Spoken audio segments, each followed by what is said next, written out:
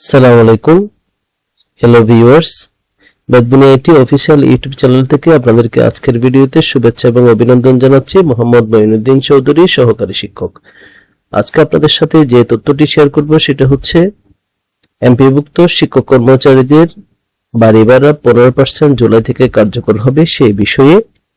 আপনারা জানেন গতকালকে আমার চ্যানেল থেকে আরেকটি ভিডিও দিয়েছিলাম যেখানে বলা হয়েছিল যে দ্য ডেইলি ক্যাম্পাস পত্রিকায় এর 2 দিন আগে একটা প্রতিবেদন প্রকাশিত হয়েছে যেখানে বলা হয়েছিল ওনারা মন্ত্রণালয়ের সাথে যোগাযোগ করেছে, কিন্তু সেখানে যে 15% অর্থাৎ জুলাই থেকে যে 7.5% বাকি যে 7.5% কার্যকর হওয়ার কথা সেই বিষয়ে ওনারা জানেন না।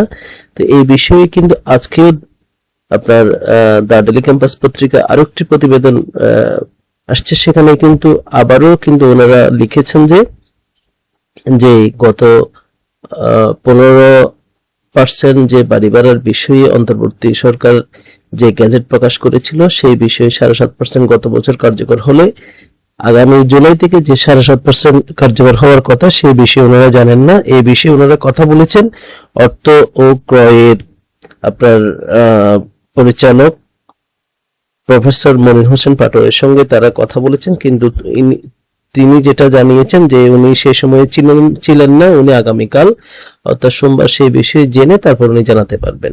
কিন্তু এই বিষয়ে শিক্ষার আরেকটি পত্রিকায় আজকে লাইভ করে ওনারা জানিয়েছিলেন যে মন্ত্রণালয় এই বিষয়ে কোনো কথা বলেননি বা মন্ত্রণালয় জানেন যে যেহেতু এটা মীমাংসিত বিষয় এবং গ্যাজেট প্রকাশিত হয়ে গেছে সেই বিষয়ে কোনো সন্দেহ নেই, জুলাই থেকে 15% বাড়ি ভাড়া শিক্ষক কর্মচারীরা তাদের স্ব অ্যাকাউন্টে পাবেন এবং তাদের বেতনের সাথে কার্যকর হবে।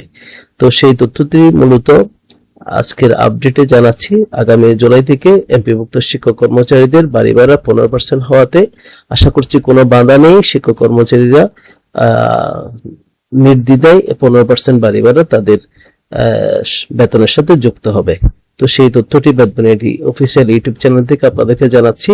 এরকম নতুন নতুন তথ্য পেতে অবশ্যই আপনারা বেদবুনিয়া অফিসিয়াল ইউটিউব চ্যানেলের সাথে থাকবেন এবং চ্যানেলটি সাবস্ক্রাইব করে নেবেন, পাশে থাকা বেল বাটন বাজিয়ে দিবেন, তাহলে যে কোনো ভিডিওর নোটিফিকেশন সবার আগে পেয়ে যাবেন। তো আজ আর লম্বা করছি না ভিডিওটি, আজকে এই পর্যন্ত। সবাই সুস্থ থাকবেন। আসসালামু আলাইকুম।